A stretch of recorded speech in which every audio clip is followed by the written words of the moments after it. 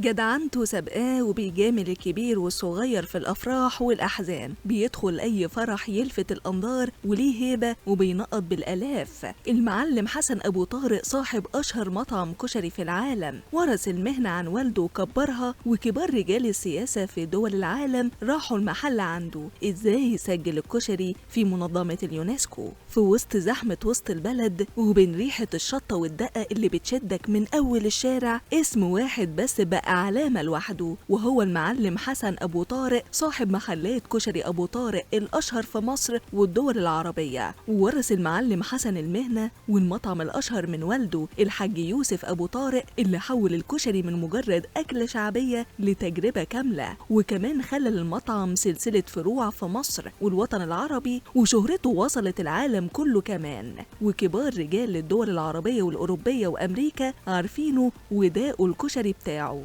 وكمان المعلم حسن قدر إنه يعمل علامة تجارية للمحل باسم أصل الكشري، ده غير تسجيل الكشري المصري كعنصر تراث ثقافي في منظمة اليونسكو بالأمم المتحدة. لكن شهرة المعلم حسن أبو طارق مش جاية من الكشري بس، الراجل ده كمان معروف بجدعنته وأصالته، وكل الناس اللي تعرفه دايما بتشكر فيه، وبيجامل الكبير والصغير ورجال الأعمال والناس اللي على قدها. ده غير إنه بيجامل في الأفراح والمناسبات، والناس بتحكي عنه إنه لما بيدخل الفرح ليه هيبة كده وبيلفت الأنظار ليه، وساعات بيبقى وراه بوديجاردات وبينقط بالآلاف. علشان كده اسمه دايما حاضر في أي مناسبة كبيرة، ومش كرجل أعمال بس، لكن ابن بلد فاهم قيمة اللمة والواجب. واللي يقعد مع المعلم حسن أبو طارق يحس إنه قدام شخصية بتعرف توازن بين الشغل والناس، بين البيزنس والجدعنة، وممكن تشوفه بيتابع التفاصيل بنفسه جوه المطعم، وبعدها بساعات تلاقيه واقف في فرح بيبارك ويشارك الناس فرحتهم كأنه واحد من أهل البيت.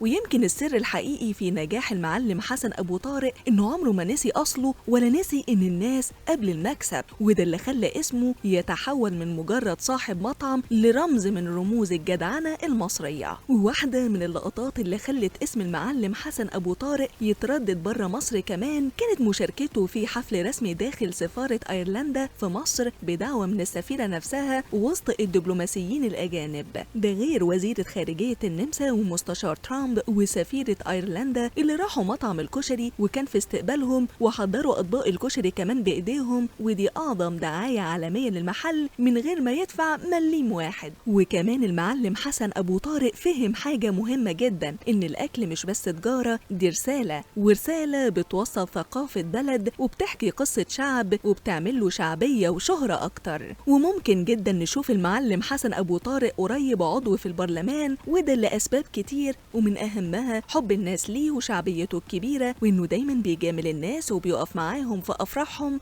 أو أحزانهم، وإنه من فترة انضم لحزب مستقبل وطن، وممكن نشوفه على رأس قائمة الحزب في انتخابات البرلمان. وفي النهاية حكاية المعلم حسن أبو طارق بتأكد إن النجاح مش بس فلوس أو شهرة، النجاح الحقيقي إنك تفضل قريب من الناس وتسيب وراك سيرة طيبة وطعم ما يتنسيش.